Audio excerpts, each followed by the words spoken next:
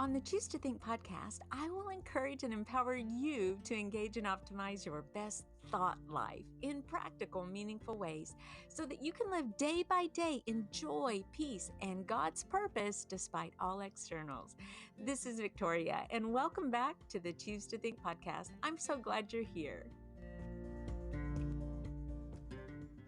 Hey, everybody, this is Victoria, the host of the Choose to Think Inspirational podcast, and I am so delighted that you are here. Thank you for pressing play on another episode of the show, and if this is your first time here, gosh, we talk a lot about taking your thoughts captive and being transformed through the renewing of your mind so that you can live your life with joy and peace and confidence, knowing you're really putting your best foot forward or maybe we should say your best thought forward. My goodness, our thoughts can really run the show so often. And so this is part 4 of a series that we're doing where I'm taking 30 thoughts that are amazing thoughts that you and I want to say every single day so that we can leave little room for the enemy of our souls and little room to believe lies, little room to go into deep and dark places in the recesses of our mind. We want to have minds that are so lit up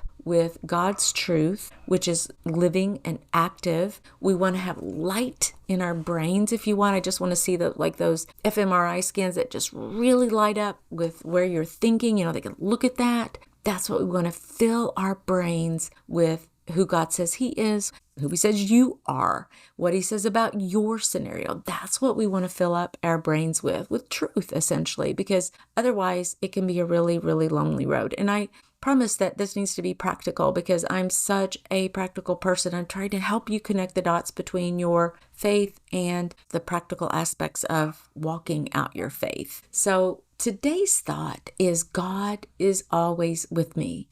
And that's inspired from Matthew 28:20. So I want us to keep building these 30 life-giving thoughts to replace those toxic worldly ones with Bible-based truths, which is going to bring you mental clarity, focus, and a Christlike mindset. Each episode is filled with practical tips and insights grounded in scripture and brain science to inspire your daily thought life. I always say, if you want to live your best life, you got to live your best thought life. And so to help you on this journey, I put all 30 affirmations into a one-page list, and I encourage you to repeat them daily for about 60 days, a couple of months, and you're going to feel the difference. Your brain will thank you because your brain is plastic, essentially. It can change. It's moldable. So whatever you think about most is going to grow in your brain. Whatever you focus on most is going to grow, and you're going to get in a trench, if you will, in those thoughts. So we're going to make sure that what you're thinking are God-honoring, not God-limiting thoughts. You are never alone, and I want you to embrace God's presence in those everyday moments. This thought for the day, God is with me always, is sure to leave you feeling uplifted, encouraged, and empowered. Let's be real. We've all had bad days, maybe even entire seasons when it felt like no one was around. And that kind of loneliness can be tough. Maybe the kids are out of the house, friends are busy, or it's just that little ache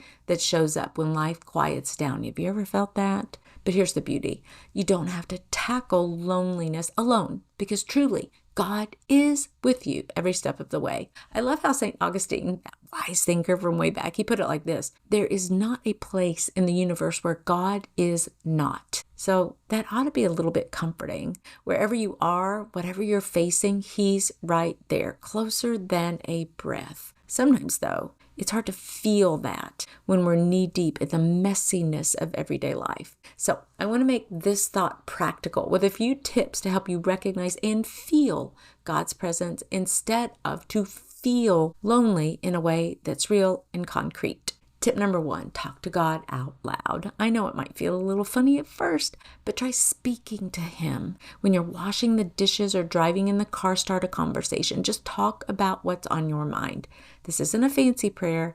It's just a simple conversation. Picture it like having coffee with a friend where you're just sharing your day. Neuroscientists call this a mental anchor. When you hear yourself speak, it becomes more real to you. It's a powerful reminder that he's listening and that he cares. Think of it like putting a message in a bottle, except this one goes straight to the creator of the universe. And even though he already knows everything that you're going to say, there's still power in speaking it out. It's a reminder that he's listening and that he cares. Tip number 2, take a nature walk with God. There's something sacred, isn't there, about stepping into nature and letting yourself just be. Just be. That's it. Just be. Just exist. Even if it's a stroll through the neighborhood, look around at the trees, the flowers, the sky, and think about how God created each of those things and how he created you. Psychologists have found that being in nature reduces cortisol levels, our stress hormone, and boosts your dopamine, which makes you feel happier. And as you walk, imagine God walking right there with you, listening, maybe even pointing out his creations along the way. Tip number 3, journal your God moments.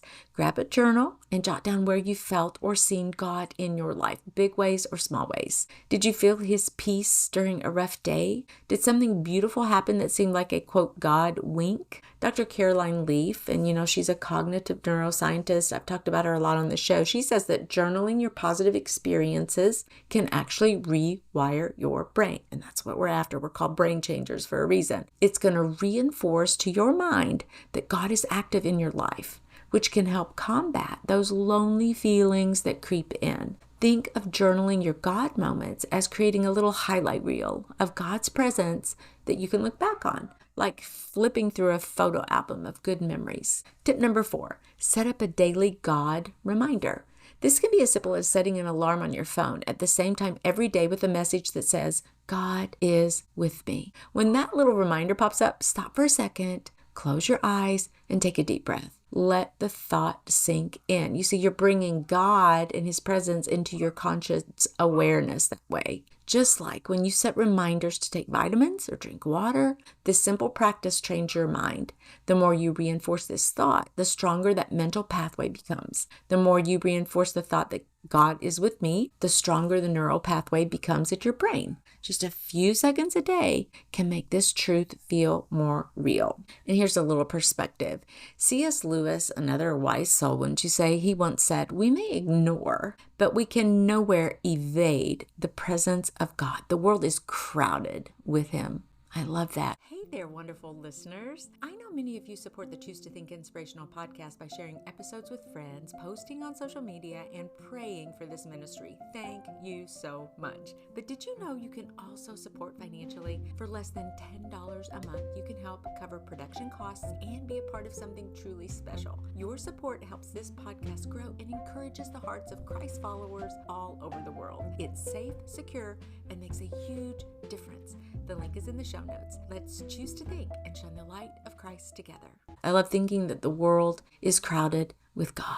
Sometimes you may get so busy or distracted that you miss it, but God is present in every little detail of your life. He's the ultimate companion, the one who gets you like no one else. So when you feel lonely, try bringing him into the moment by asking, God, what would you have me see here? What would you have me do here? What would you have me say here? What would you have me think here? The more you invite him in, the more you will sense his nearness. Just like, when you adjust the zoom on your camera, if you have one of those kind of cameras, the more you refocus on God, the clearer he becomes. Just let that thought sink in a little bit. The more you focus on God, the clearer he becomes. And before you know it, that quiet ache of loneliness that you have, it's going to shift into something else, a chance to connect with him in a whole new way. Or here's another analogy. Envision a crowded room, but instead of people, imagine that it's filled with God's presence,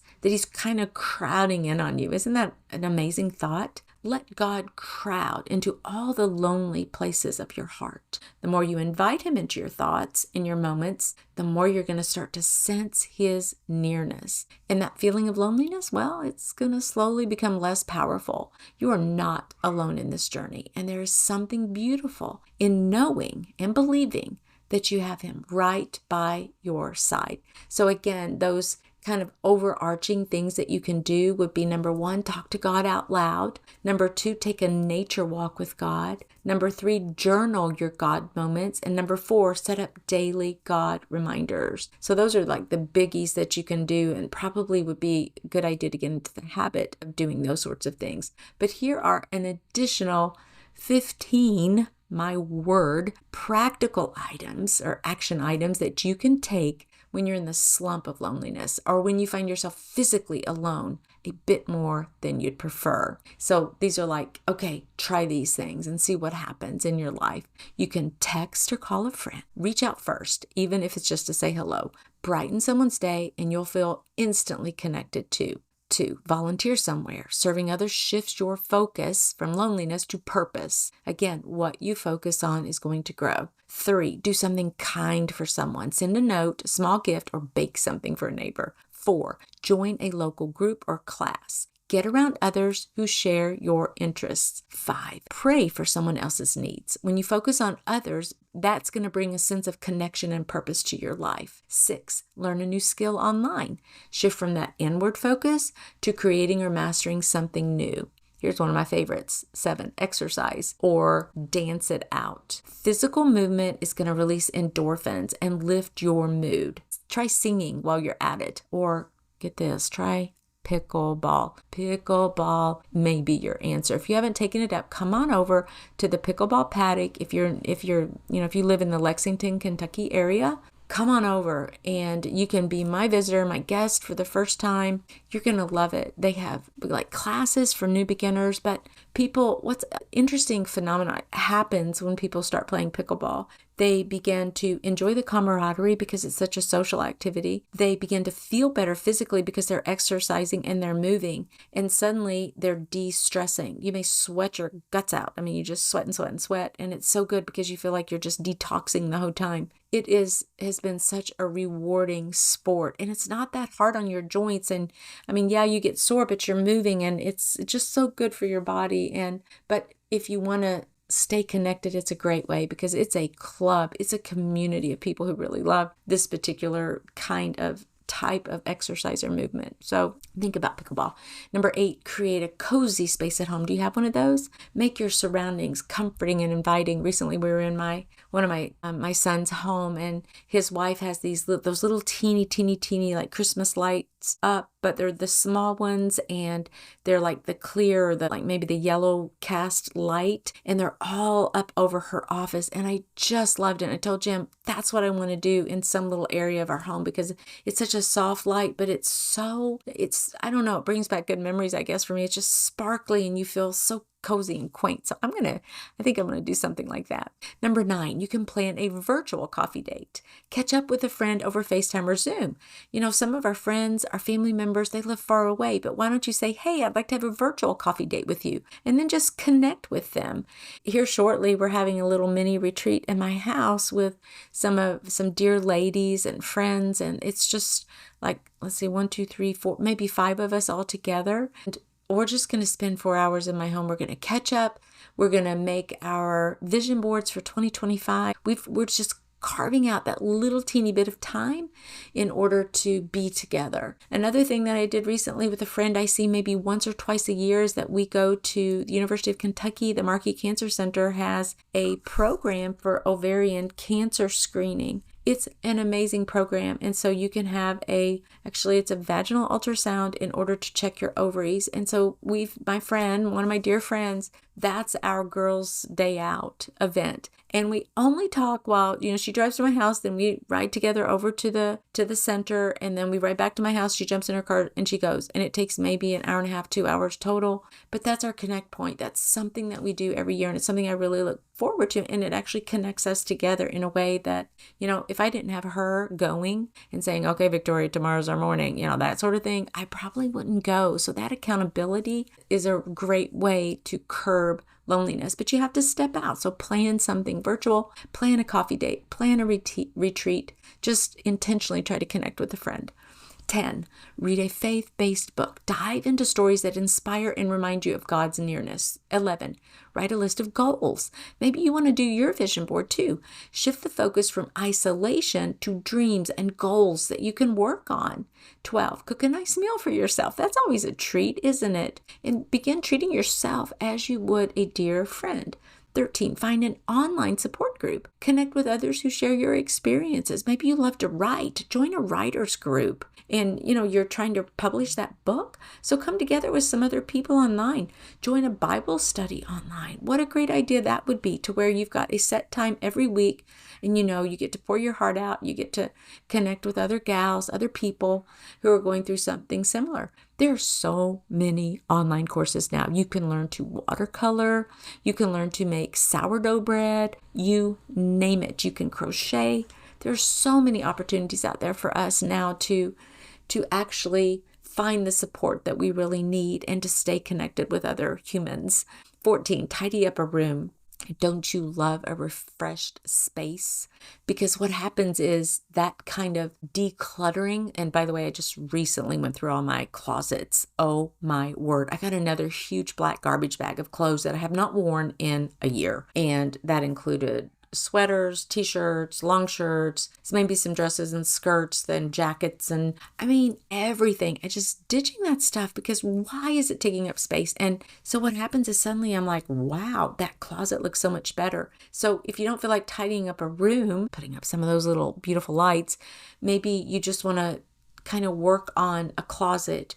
Or, I think back on the times that every summer I used to do a decluttering challenge, and the thing that we tried to do was we were decluttering our brains, our minds, and decluttering our houses at the same time. They were such really fun challenges, and because you feel better when you walk into your home and it's decluttered and it's clean or tidy, that gives you a lot of energy and a lot of breathing room, doesn't it? So even doing something like that, yeah, it's not connecting with another human, but it's going to make you feel much better. And then here's one I kind of already alluded to. Number 15 was start a new Bible study. Let God's word draw you closer to his presence and promises. And you can even do a Bible study and say you and a friend are just going to study loneliness. Like, who was lonely in the Bible? What are those stories? What were the situations? How did they handle that? What did God say about loneliness? He gave his only son. Can you imagine that? It says that Jesus never was tempted beyond what we would be tempted. And some people go so far as to say his experiences and emotional, how he handled things would be very similar. He was fully man, right? And as well as fully God. And so don't you think he was lonely sometimes too? Well, certainly lonely as he's trudging his way to Golgotha, knowing that he's going to be crucified. My goodness, even at that moment of desperation when his own Father, God the Father, had to turn away from him as he couldn't look upon that kind of level of sin that Jesus was holding on your behalf and on mine. But I think about the desperation of his own soul, and he was God, for crying out loud. But yet he knew the depth of that kind of loneliness. I think King David also knew the depth of that kind of loneliness and aloneness. And, Jesus intentionally walked. He would go off to places, remote and isolated places, just to pray. So there's got to be something there. When you go off to remote and isolated places to pray, God will meet you there. And you talk to him and you tell him what's going on. But I hope these ideas give you a fresh perspective and some practical steps to take. Loneliness may be a feeling, but you don't have to let it take root in your heart. Remember that God is with you and he cares about your every thought and need. So until next time, you keep choosing to think about his presence, about how deeply you are loved, and about how you are never alone. And I pray that you feel God's peace, his joy, and his companionship today. Thank you so much for joining me. And won't you share this episode with someone you think who could really be inspired and just blessed by these words, and by thinking and considering and ruminating and meditating on the biblical truth that God is with you always. You're never, ever alone. God bless you. I love you. And that's a wrap, Brain Changer. And listen, if you like what you hear, would you leave us a 1 to 2 sentence review at Apple Podcasts? Share the link with a friend or tag me on your share on social media. It would mean the world to me and would help us to keep shining the light of Christ and sharing the good news to others who are in need of encouragement. Please visit us on our website at choosetothink.co. That's with the number 2, choosetothink.co, to get on our monthly newsletter list. And if you need a guest speaker for your next women's retreat or church event, I'm your gal. Email me at choosetothink@gmail.com. And that's with the number 2, choosetothink@gmail.com. Finally, I offer limited free mentoring sessions each month where you and I can chat to help you develop a strategy for your thoughts in any area of your life. I'm a certified life coach and I have something to share. Visit choosetothink.co and click on mentoring for more details. Also, keep in mind that the messages on this show are for informational and educational purposes only. Please consult your medical doctor for all medical issues. Thank you again for tuning in. God bless you.